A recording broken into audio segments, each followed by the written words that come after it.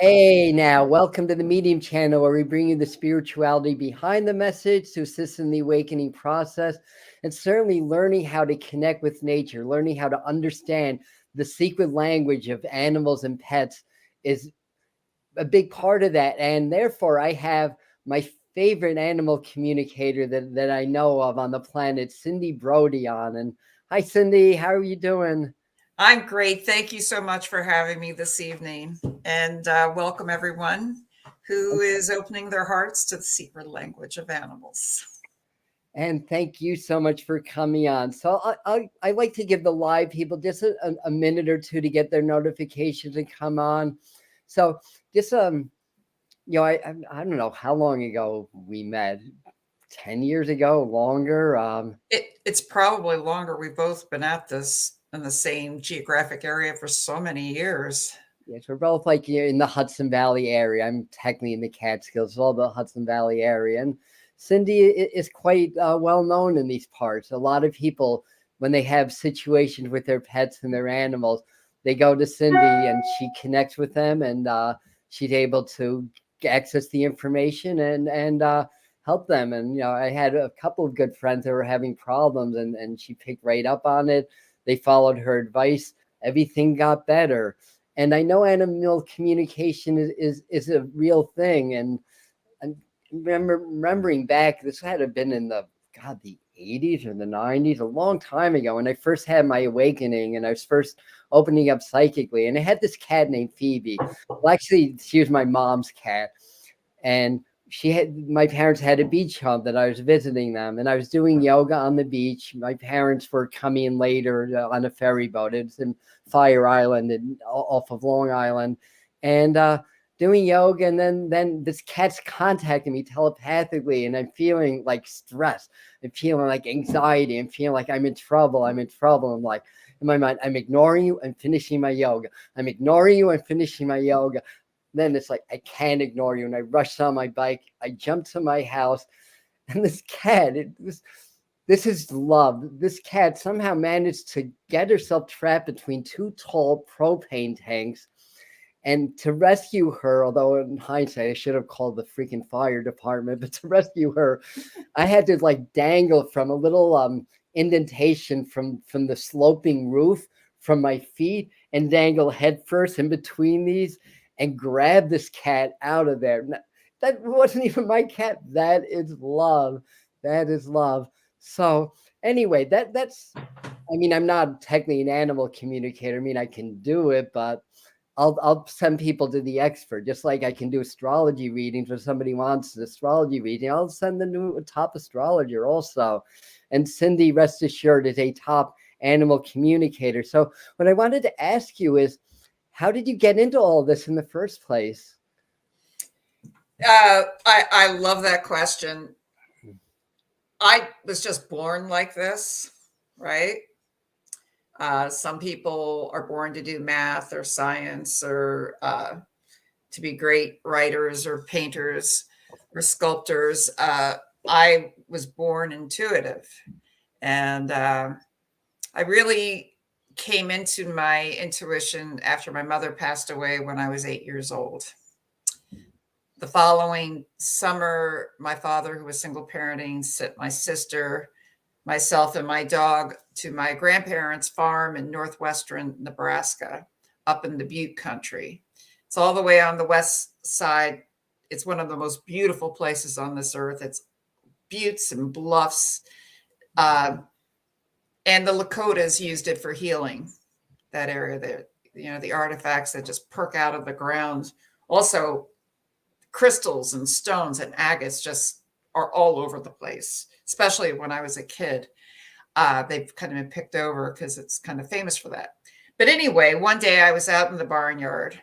I remember my grandmother had this huge thermometer, and I looked up at it, and it was like 103 in the shade. So my grandparents had no running water. They had a television, but it only picked up signal at various times.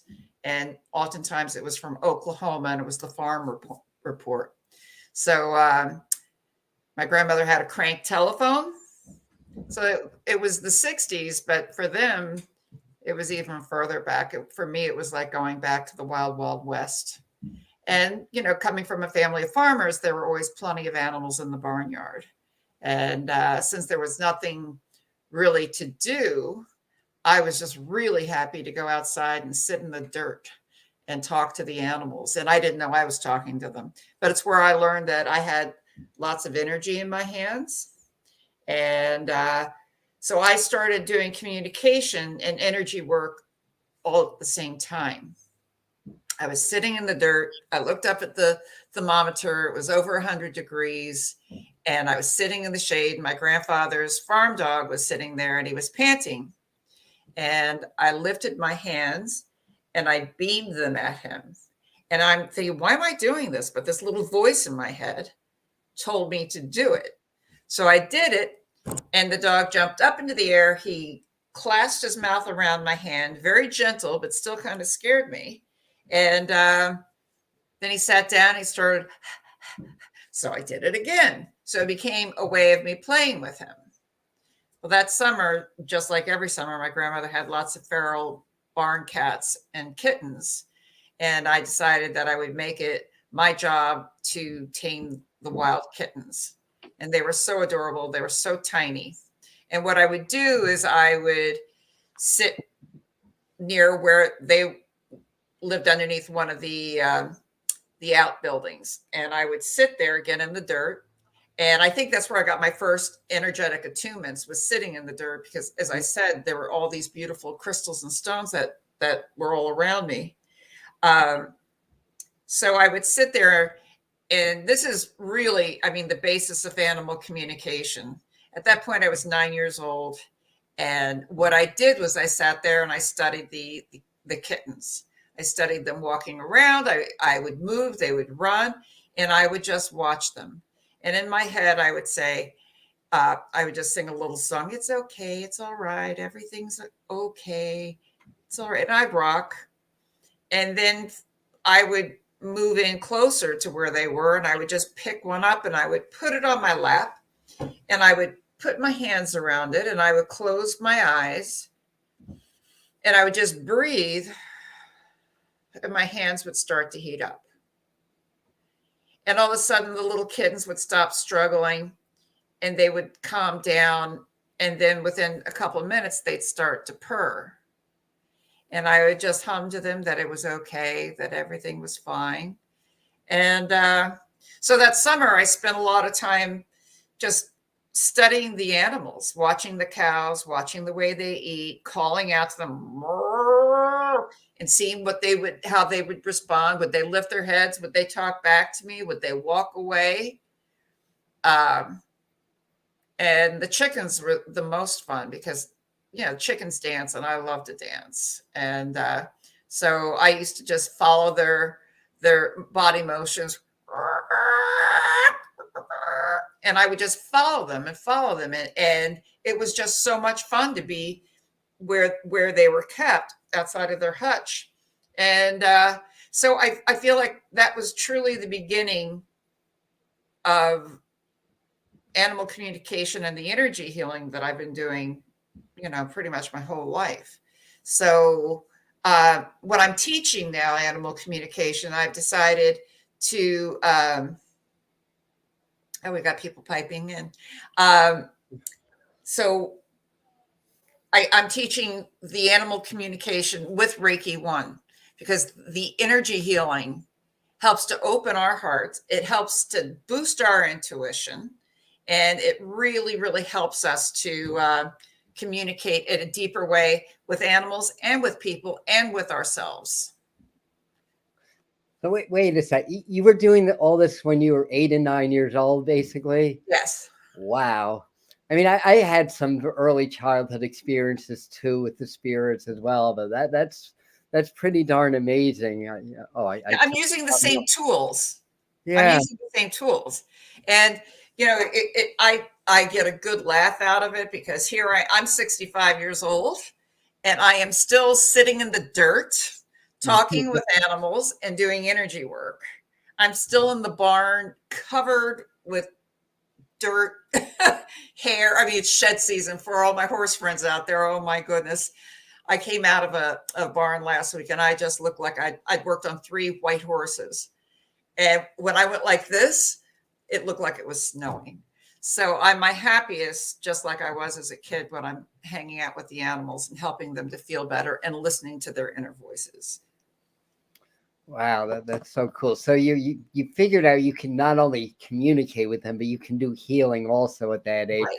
Certainly, obviously, that you're an advanced soul and came into the world with a lot of these abilities. And as I'm talking, I'm seeing a lot of Native Americans, which would make sense. If you would have that kind of a connection. So you kind of answered like about 3 of my questions in one. But I was wondering, well, you already answered what it was like growing up.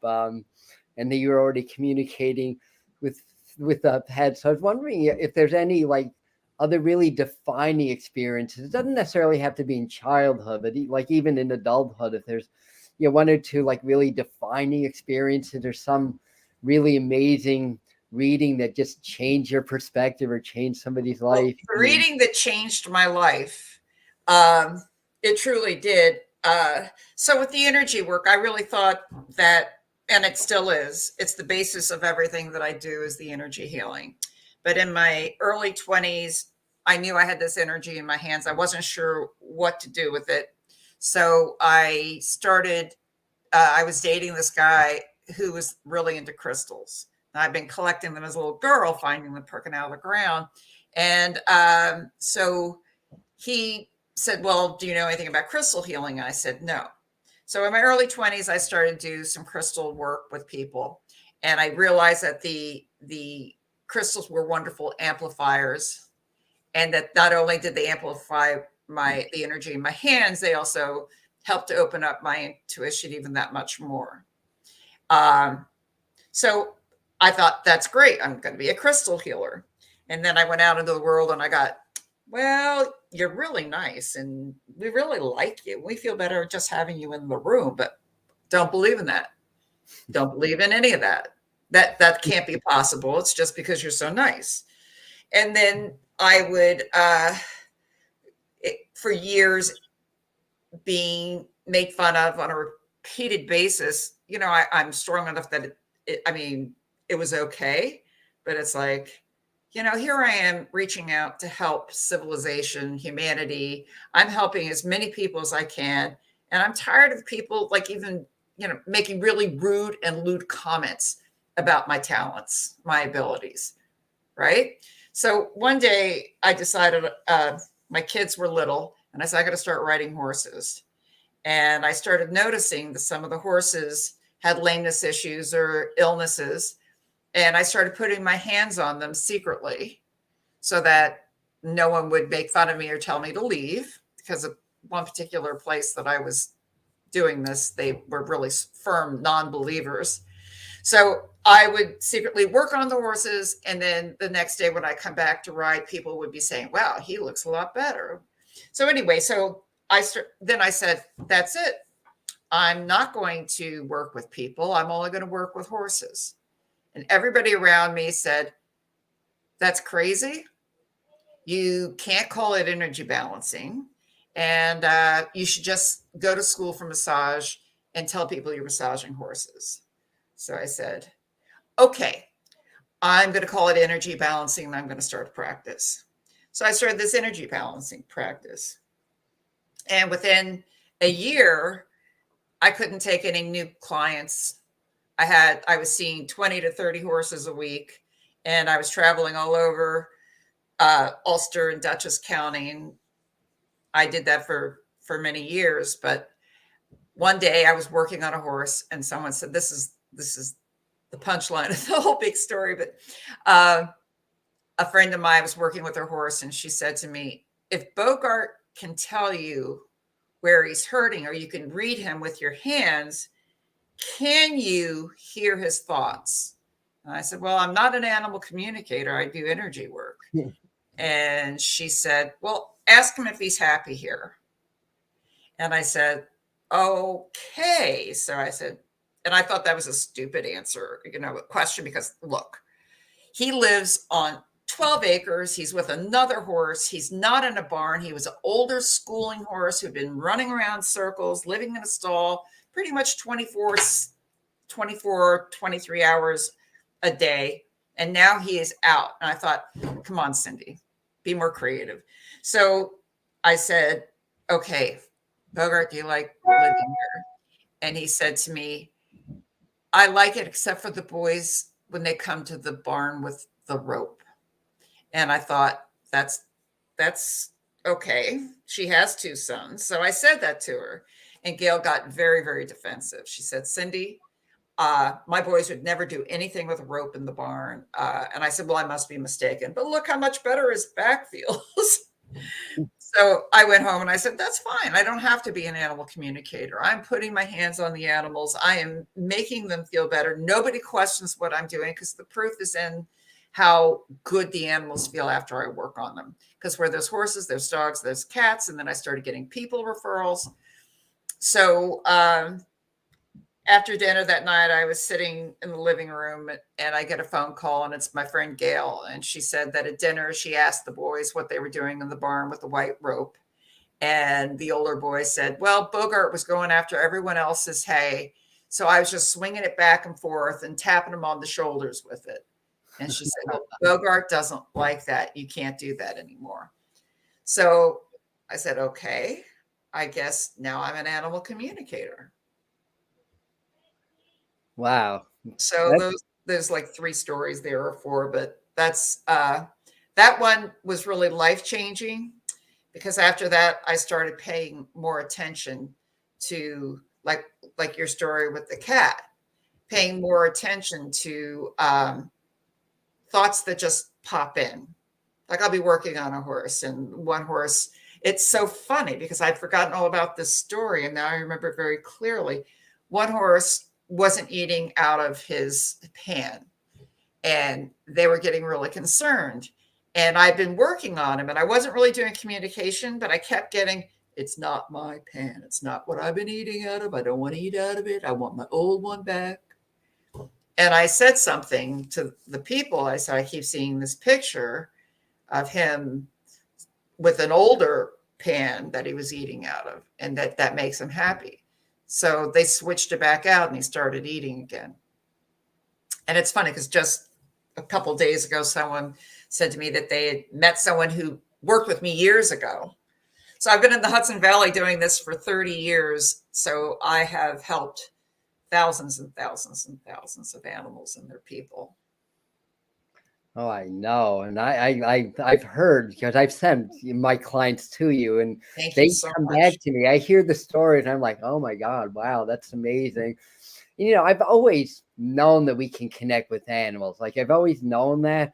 But after that experience with my cat, when that happened and she really was in trouble, and of course she scratched me. That's gratitude for you. Right.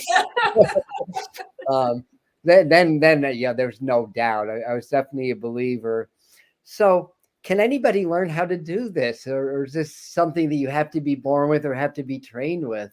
Okay, so the secret of animal communication, is everybody listening? I am going to divulge the secret.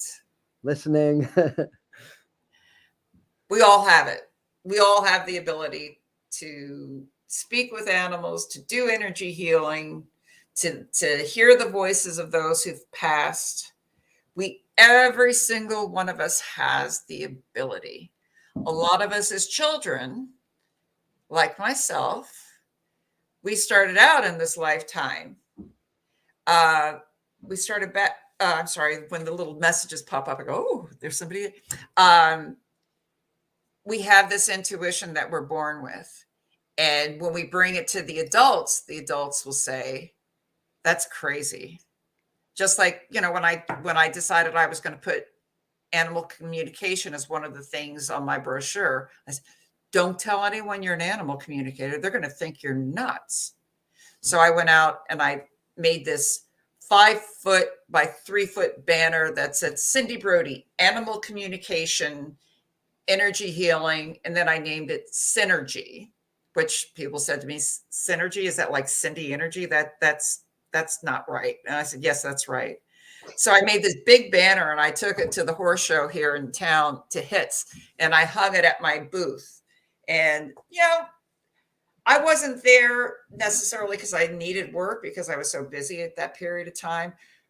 I was there to build consciousness and to teach others. So I feel like I've done that successfully. But we all have the ability. I remember when I was a kid and up until, even into my 40s, my family, my father was embarrassed by what I do. The members of my family, they don't understand it. They don't get it. And I understand that. But if I can share anything with this audience, if I hadn't followed my dream, if I hadn't followed my passion, if I hadn't said, okay, that's your opinion, but I'm going to do it anyway, I wouldn't be here. Who knows?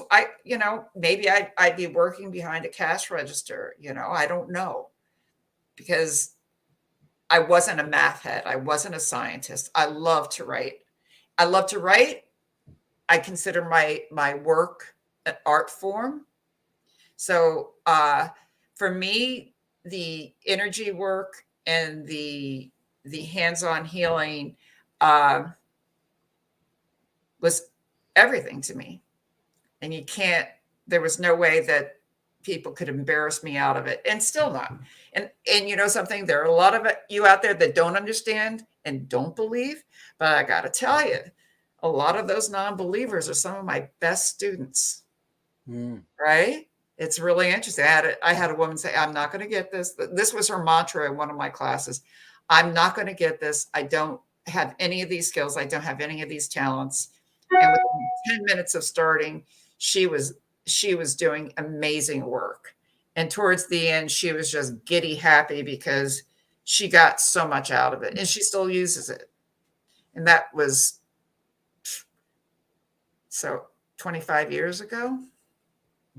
So that's the longevity of when you love what you do and you keep at it, you can do it forever. It's all about the love. And anytime I work, I am teaching, right? So you ask me, can anyone do this? I teach anyone, whether it's on the phone, whether it's in the barn, people bring their animals to me. I do home visits. It's not about me. It's not about me. This is what I do, and I do it, and you have to call me. I always tell people I have more first-time clients than anyone, and it, because look, these are the skills. This is how you do it. If you do this, your animal's going to feel better. And so people take these skills and they use them, and they see the facilitating of the healing. And then what I love most about teaching and giving everyone something, they show it to someone else, and that person shows it to someone else. And then they tell me, I'm now working with people all over the world.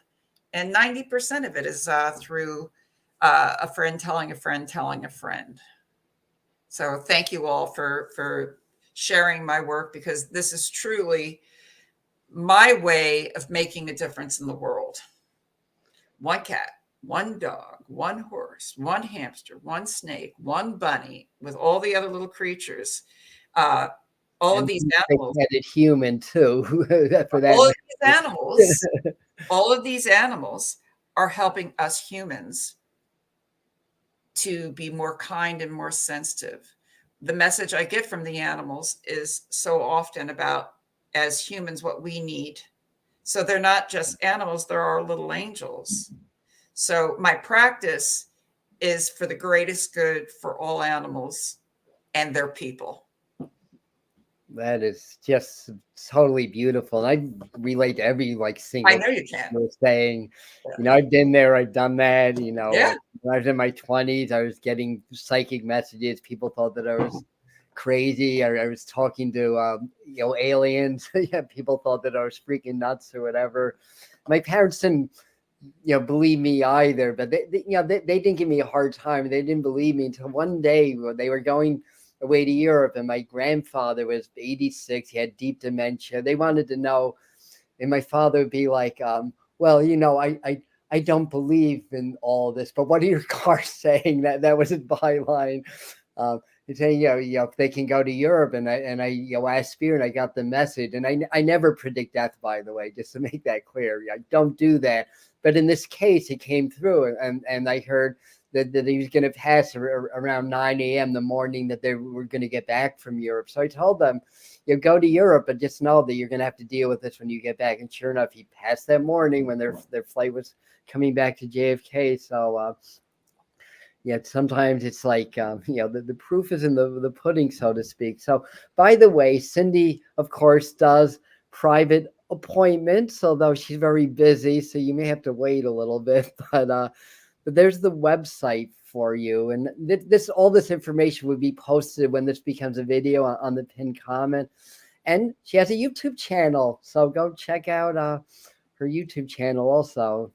Very easy to remember, right? It's Cindy Brody. We like easy around here. So let me see.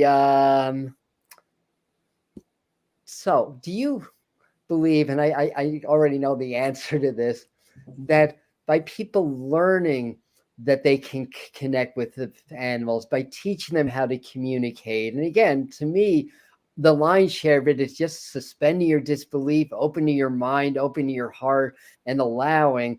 But by teaching this, how do you think that would affect the world? Do you think the world would be a better place if we knew and we actually practiced communicating with our animals, with our pets, and with nature?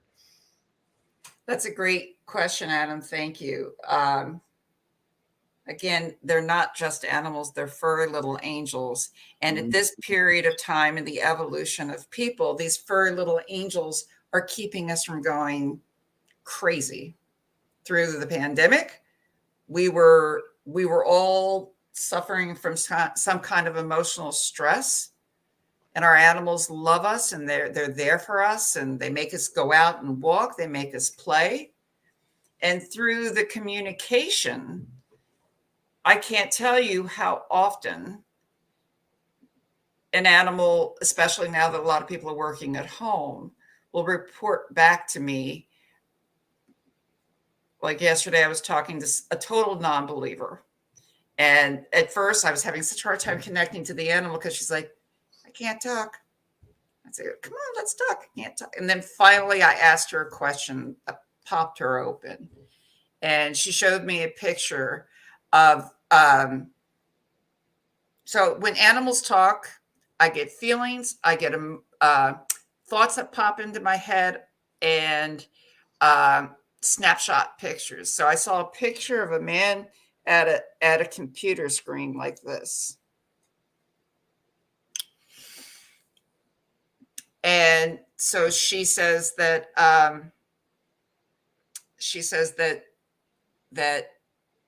he's working really, really long hours, and that he doesn't come up for air, and that he's really aggravated, and that he's angry. And when she started telling me about him, she just like blossomed and started telling me their story. And so this is an important person who does important work.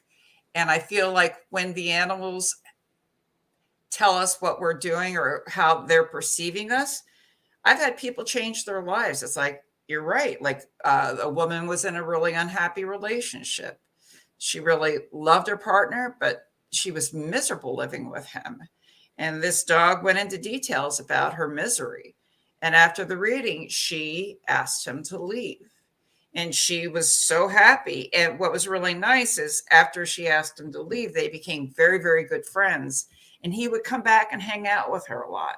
And he would help her with things. And so through the readings, yes, the animals are making our lives better.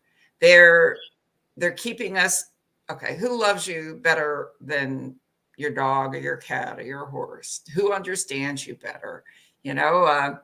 When you come home and you're really, really tired, people, your partner might say, oh, hi, how you doing? Did you get groceries? What are we doing for dinner? you come in and your dog greets you. I love you so much. You're the best in the world. I just want to lick you. I want to kiss you. Just hold me, hold me. Just what we need. Yes, the soul connection is pretty darn amazing. So when we feed our soul with love and the love that the animals give us, we heal. Right? So the animals, thank you, Yvonne. The animals aren't just animals. They really are family members now, right? And I do believe that we're in an age of awakening where people are really opening up to their intuition and their feelings. And these animals are helping us to be true to ourselves and to listen to them, right? We got to be true to ourselves. If we're not true to ourselves, then we don't find happiness. And what I love about teaching this work is that it softens your heart. And again, this is a lifetime of doing this work. And I've worked with animals and people in all stages of life. In my people practice, which I really have a very tiny people practice at this point, but I've worked with the energy work. I've been on the births of babies. I've helped people to pass just through putting my hands on, allowing the energy to go through for the greatest good. I've been in the operating room. I've worked with people with hip replacements, knee replacements, shoulder, open heart surgery, back surgery. And the energy work helps everybody to heal faster. And again, I just really feel like it helps us to see beyond the veil because it's right there. Your intuition can show you everything. Yeah, I have to say, when you're describing how you do animal communication, it's conspicuously identical to how I do mediumship.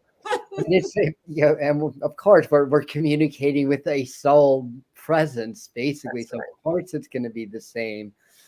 And oh my goodness, you must be psychic too, obviously, since you're basically like answering like every question I've got written out before I'm asking it. And by the way, if you guys have a quick question, Cindy's actually going to do a little demonstration for us in a second. But the one thing that else that I wanted to ask is where you might see your work going in the future and the trajectory of humanity. I agree that we're in an awakening and we're opening up more to this type of energetic connection that we have with all beings. And remember, I could do this with trees also, and I'm sure that you can as well. And I remember one time in Central Park, I was holding this Japanese maple, and I just hear, "Please tell the dogs to stop peeing on me." And I was like, and I looked down, and it's bark was all blanched from the dogs. And by the next winter, by the next spring, they actually put a barrier around that. It's like I went back to this. Like, I didn't do this, but you're welcome. You do pet mediumship too, also, no? Or you can connect with pets that have passed on, or Yep. It's talking with animals who have crossed over is no different than talking to animals that are in their bodies, because the soul lives on forever and ever and ever. And after doing this work for so long, I know that we just keep cycling back to each other, right? It's like we live this lifetime. The animals live short lives, but they continue to come back to us within this lifetime. So, the animal communication with those that have parted really is no different. And again, I will get the same, Adam and I have worked together, and like he hears like someone chiming in from the side, right? And Adam, your work is just so amazing. After that last reading, I was working on a book. Okay, so where do I see my work going? My book is almost finished. Thank you, Adam. You kind of coached me. Adam told me that the angels were going to be with me. He described one of my angels, and I had in my computer, I had lost about a dozen stories, and I couldn't find them anywhere. So I thought that maybe I had just accidentally deleted them. The first day I start to sit down and do the writing, I open my computer, I pull up my screen, and there are the stories that were missing. Wow. 12 stories that were pretty much finished, right? So it's like, thank you, Audrey. And then after that, there were several other little coincidences. And so I had these notes in the back of one of my journals, and I carried the journal and these notes kept falling out. I kept picking them up and putting them back. And finally, the last day there, I'm in a restaurant. They fall out on the floor. I pick them up. I say, what are these? What are these? So I pick them and I open them. And they're the notes for Audrey's memorial service that we're going to be hosting. I guess I pulled things out of the book, but Audrey kept waving that entire trip, and I came home with a book that's almost finished.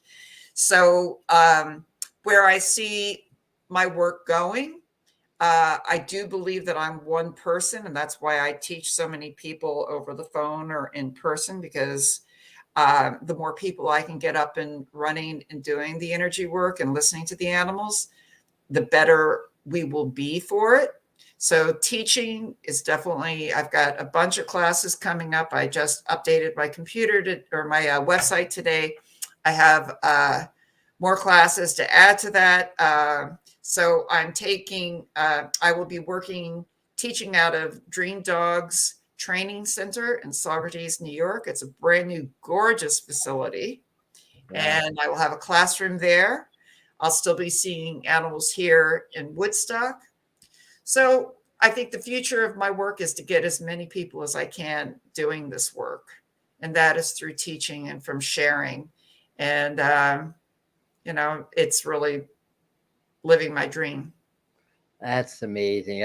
We're so fortunate, blessed to know our calling, to be living our dreams. And I'm the same way. I want to teach people how to connect with their loved ones. I want to, not retire, but I want to go more into teaching. I have this goal that by the time I'm 70, I'm only a year younger than you. So in 6 years, my goal is to not be doing readings, but to have working with New Earth children, actually, and as well as the grown-ups, and helping them to develop their abilities. And so yeah, because as the elders, we have to. It's our responsibility. Yeah, exactly. And there's no doubt, you totally speak my language. I totally relate to everything you're saying. I've got tons of stories myself that I'm not going to say now because we'll be here all night. But how about you guys? Does anybody have a question about one of your pets?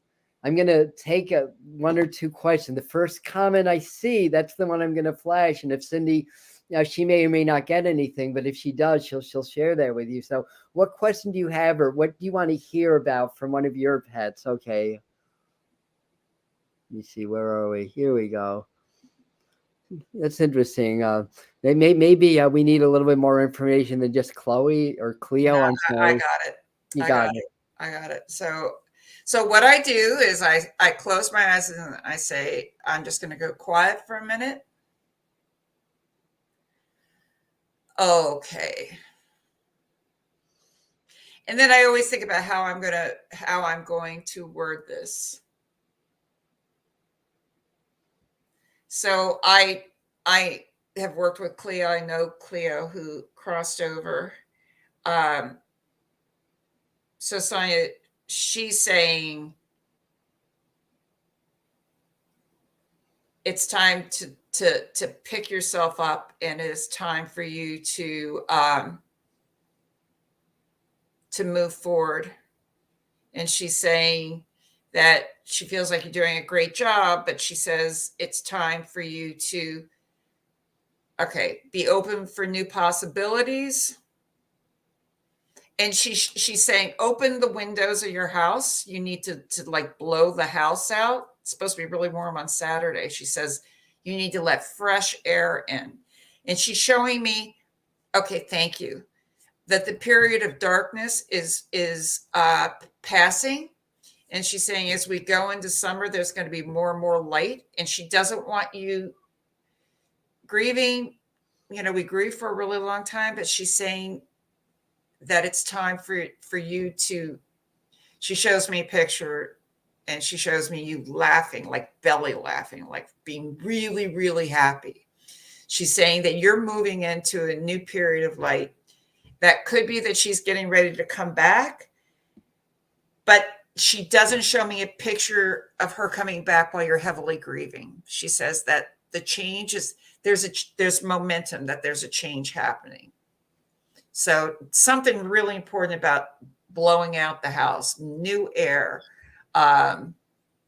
Okay, thank you. So she says she's giving me the metaphor of breathing new life into yourself. Like it's time to like be like a good dog and shake it all off. But she says that the next, okay, the number 6 just popped into my head. She's saying the next 6 months are just going to get better and better and better and better. Okay. Amazing. And she never said that the dog or that Cleo had passed on, by the way. So good pickup there also. And then we have one more here. Okay. Does Toto watch over me from heaven? Well, actually, people say, but anyway. Well, they never truly leave us. I really believe that the animals stay close to us for as long as we need them. They are our guardian angels. Like Adam had told me, my friend Audrey was my angel. And it's like, no, it's my mom. He says, no, this is an older woman with dry. They're there for us until we don't need them anymore. And then I find like when we're really like doing great, that they just come back to us anyway, right? So yes, your Toto watches over you. Can you just send me a message what kind of a dog Toto was? And a quick story for those of you that have lost animals. I asked them for signs. Can you please show me a sign that you're watching over me from heaven? And I worked with this wonderful dog by the name of Malcolm. And I worked with him through the last few months before cancer took him. And I asked him right before he left us, I asked, can you send me bluebirds? Last summer, I saw more bluebirds than I've ever seen in my entire life. They were all over the place. And if I went a week without seeing the bluebirds, I'd say, oh, he must have gone on. And then the following week, I'd see bluebirds all over. Okay. Yes, he's with you. I was seeing a smaller dog, a silky. Okay. Yes. Toto is watching over you. And I'm just going to go quiet. Toto says that that when you're ready, that he'll come back. I'm Toto's saying that you're not ready yet. That and not to worry. And hold on for a second. Go ahead, Toto. Okay, another one.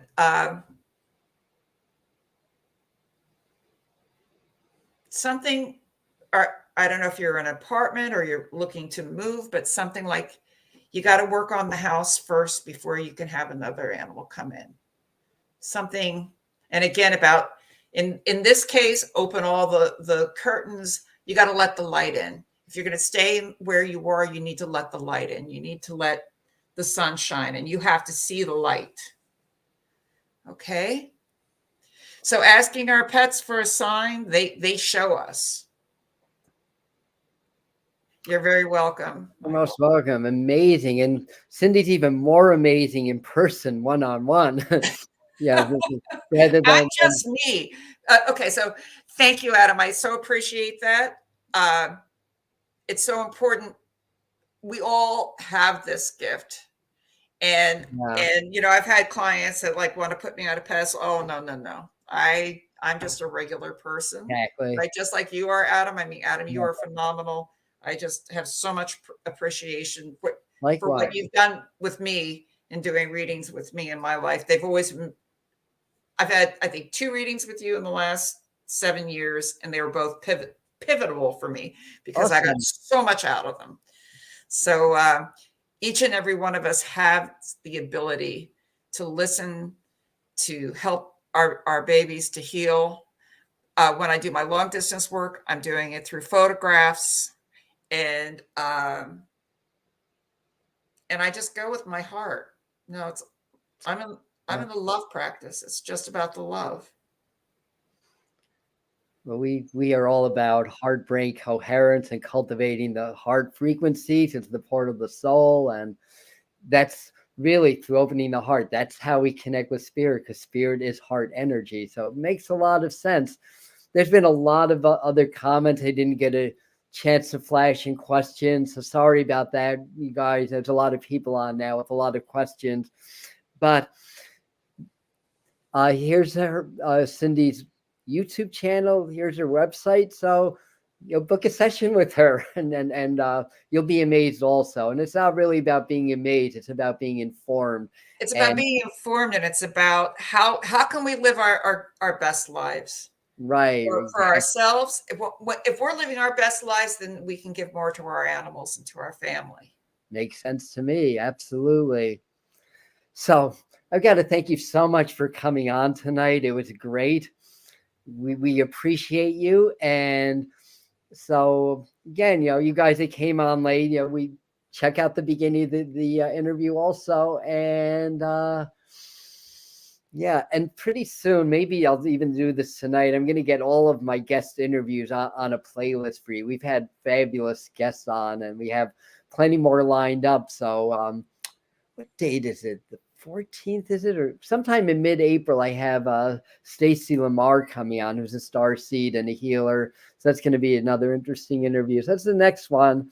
So yeah, you guys hit that like button and let's get this video out to more people so more people can discover and open up to the beautiful energy of our pets or animals. They have so much to teach us.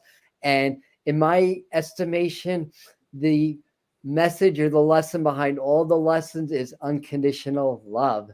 That's what they teach us. So I am sending out love to everybody. I'm sending Thank out you. love I to feel it. every single dog, every molecule, every cell, to the earth, to the trees, to the bedrock, out to the universe, because I do believe that love is endless. It is. So good night, everybody. Thanks Good again, night. Thank Cindy. you. Thank you, everybody, for being here. I love you. See you at the next video. Namaste. Thank you, Adam.